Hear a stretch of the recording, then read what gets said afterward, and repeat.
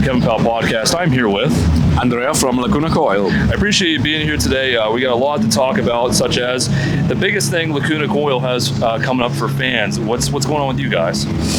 At the moment we're traveling around the world for a summer festival. So we were in Europe last week, and now we are here, and then we're gonna do Wacken in 9 days, 8 days. Huge. So we're gonna play back and forth, and we got Greece, we got Poland, and then we have a break finally in September. A break? What's that? A break. Last year we've been out of home for 204 days. Whoa. Not all together, obviously back and forth, Right. but between North America, South America, Asia, Europe, we've done all the tours for the new album that came out last year, and so been busy, really busy. You know. What is your personal prep like for something 200 plus days a year?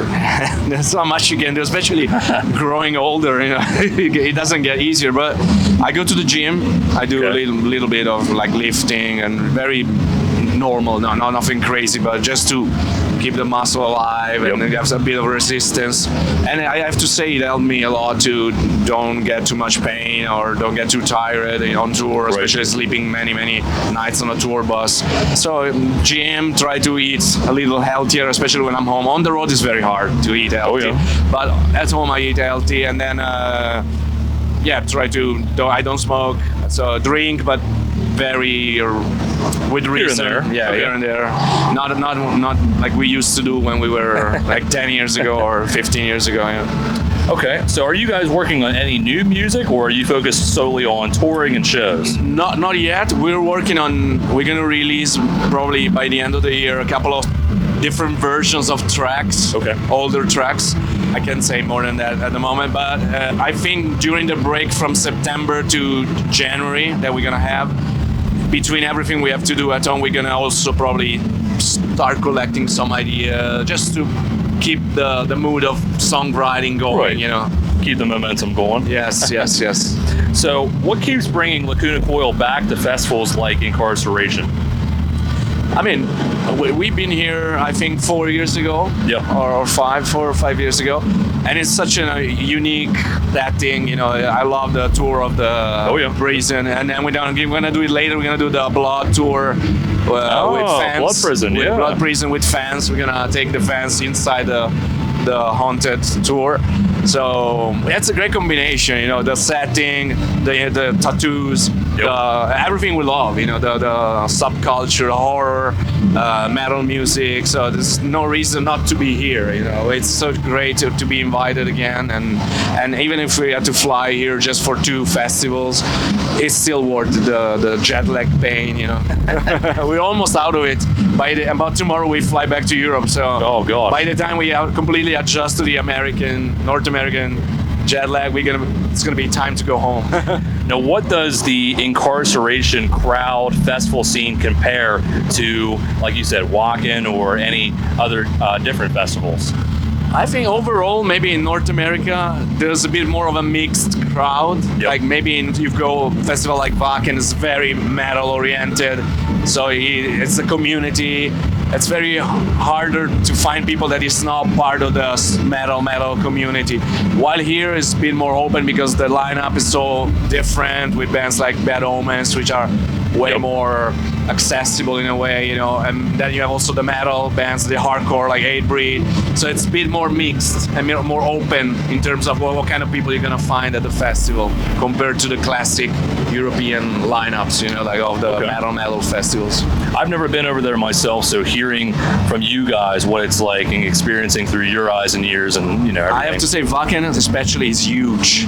Huge. I've seen the YouTube clips. I mean, once we did a special signing session because we made like a little board card game, like little simple card games, and we were selling it in a booth in the campground.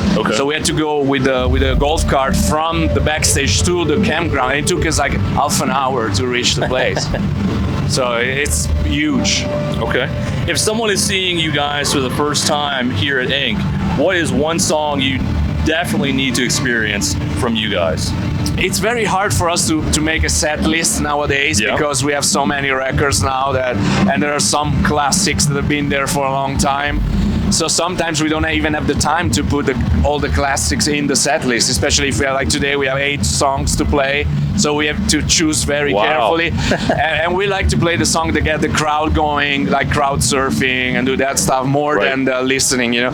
So there's going to be some classics like Our Truth, but there's also going to be some newer songs like Never Done or Scarecrow that are more for the headbangers and the mosh pit and stuff like that. So it's very hard to pick a set list, you know, and we've been around, so we have kind of a variety of songs, you know. Some are more anthems like Our Truth, but some are way more for the action, you know, for the fair get for the people festival going. crowd. Yeah, Okay.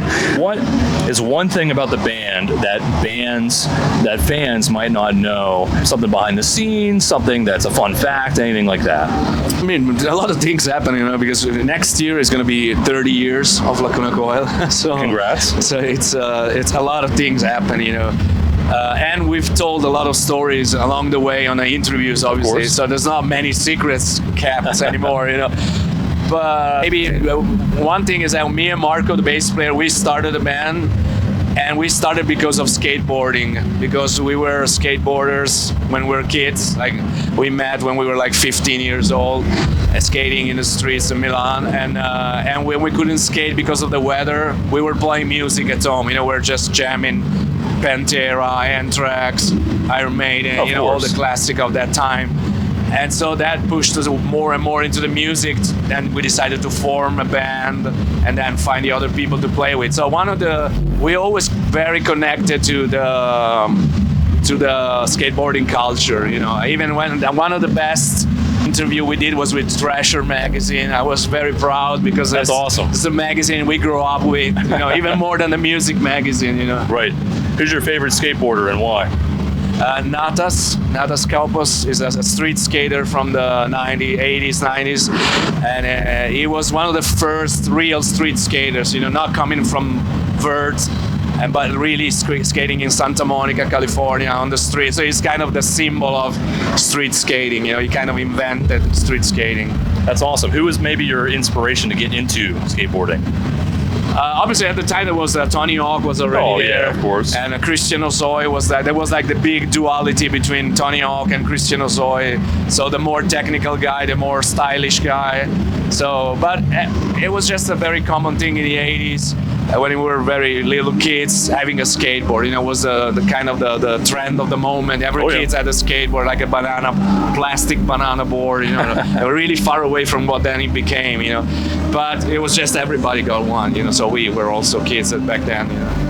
Everyone had to do it. It was either that or what, rollerblading? Yeah, BMX was pretty popular as well. Or in Italy, obviously, soccer, huge thing. So if you were the more alternative kid, you were BMX or skateboard, you know. Fair enough. What's one item that's always in your tour bag that fans might not expect? We have the head of an alligator that we named. We named Jerry. And it was a gift from a fan in Louisiana, I believe, in one of the very first North American tour. So it's like the mascot for us. So we always bring him back and we put him in the back lounge where we usually play the Xbox or the PlayStation. And sometimes you're just playing in a mood, like you get the adrenaline of playing, and your elbow ends up in his mouth. so you got his teeth biting your elbow, you know. So it's like participating to the game.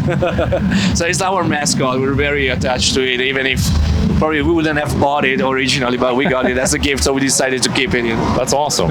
With you guys being around for a while, what keeps you guys inspired day to day? Everything, you know. I think it's the mentality, you know, because we always love to discover new bands, you know. We always, like we had Bad Omens was opening for us in 2019. Whoa. In North America. So I saw them in Milan a month ago when they played a huge show with a lot of people, and I went to see them after the show in the dressing room, and I say, look at you guys, you know, you were there in a little van opening for us and All That Remains, and now you're here headlining for like a lot of people and playing the biggest festivals around the world. So that's the magic of music, you know. And I'm really proud of them because they grow in a huge, spectacular band.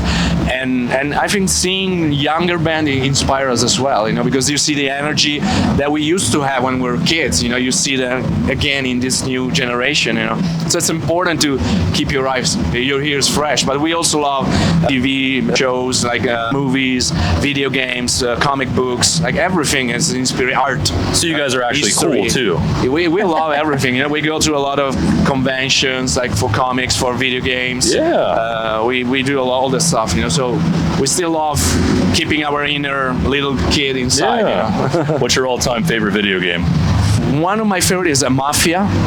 The original? The original Mafia, Okay. first one, because it was one of the first, let's say, in the style of GTA, you know, that style of open world kind of games. But it was also a unique story to the game. You know? Obviously, now they've done much better games, but that was really special when I played. I never played something like that before, you know. Remember how difficult Mafia 2 was? Oh yeah. I was playing Mafia 3 like a month ago when I was home because I never played it. So I went back and just replayed the first one, replayed the second one, and I played the third one now. I haven't finished it yet. And they have remakes now too.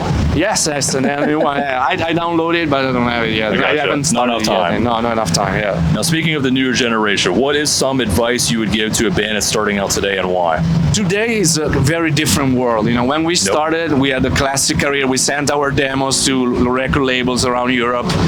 We took the addresses from the vinyls of our favorite bands.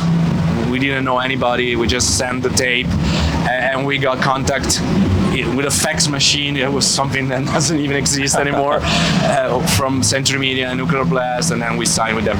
So the way we did it, it doesn't exist anymore. You know, nowadays you have all social media. I think nowadays it's so much easier to spread your name around, but it's also so easy to be forgotten because every day you're like bombarded with a lot of bands, a lot of names, a lot of information. You know, so it's very hard to build a very solid audience like we did in the classic way of touring, going door by door, growing record after record, made the success of the third record. It was usually the ones that broke a band, you know. So nowadays it's very different.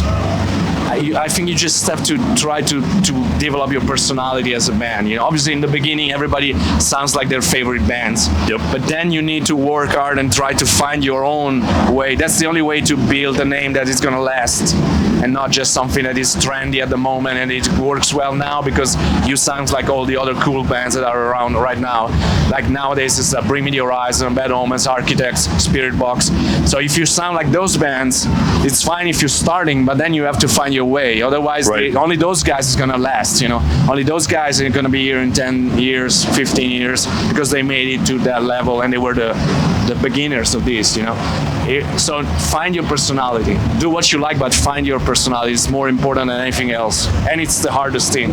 That's great advice from someone that's been in the game for a while, so thank you for sharing that. Do you have any final words for fans? Yeah, we're gonna be around in North America. We just finished the tour, so it's gonna be a while before we come back. But we're gonna release some special versions of songs, and next year there's gonna be some surprises. So stay tuned, lacunacoil.com, and we'll see you around. Cool. Stay tuned for these guys. If you get a chance, check them out while they're out and about, and get ready for those re-recorded, different versions of their songs. We'll see you guys next time.